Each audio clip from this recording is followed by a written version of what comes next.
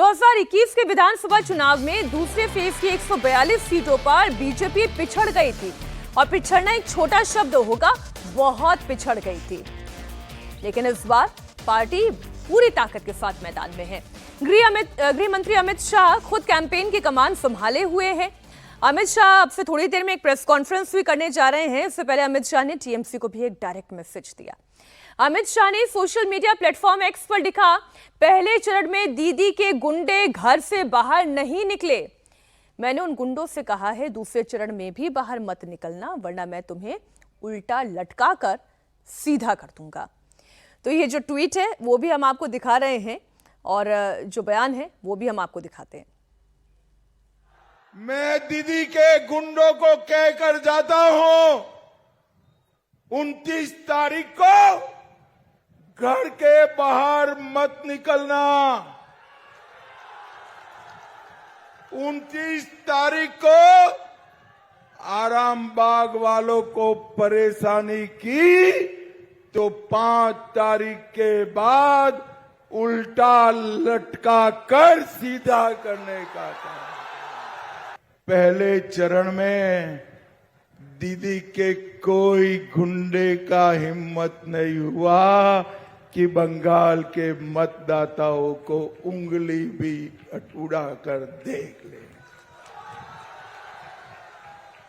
जिस मात्रा में 80% से ज्यादा मतदान, वो बताता है कि पहले चरण में दीदी का सुपड़ा साफ होने वाला है भाई।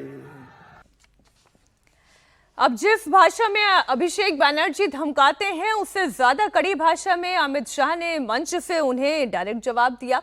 सेकेंड फेज में पश्चिम बंगाल में बड़ी दिलचस्प लड़ाई देखने को मिलेगी। अगर 2021 विधानसभा चुनाव के नतीजों की बात करें तो बीजेपी के पास 142 में से सिर्फ 12.67% सीट है, जबकि टीएमसी के पास मेजर चंक है, 86.61% सीट उनके पास है। यानी कि टीएमसी का ये सेकेंड फेज में अपर हैंड तो साफ दिखाई दे रहा है। और अगर टीएमसी अपना वोट बैंक इंटैक्ट रख पाती है तो बीजेपी के लिए ये फेज बहुत मुश्किल होने जा रहा है। सेकेंड फेज में अगर रीजन वाइज भी बात करें तो 2 रीजन आते हैं, साउथ बंगाल और ग्रेटर कोलकाता।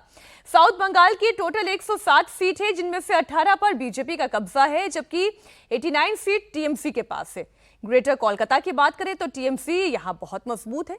35 सीटों में से 34 सीट तो टीएमसी के विधायक पर ही यहां पर जीते हैं, जबकि अन्य के खाते में केवल 1 सीट गई है। यहां बीजेपी का पिछली बार खाता तक नहीं खुल पाया था।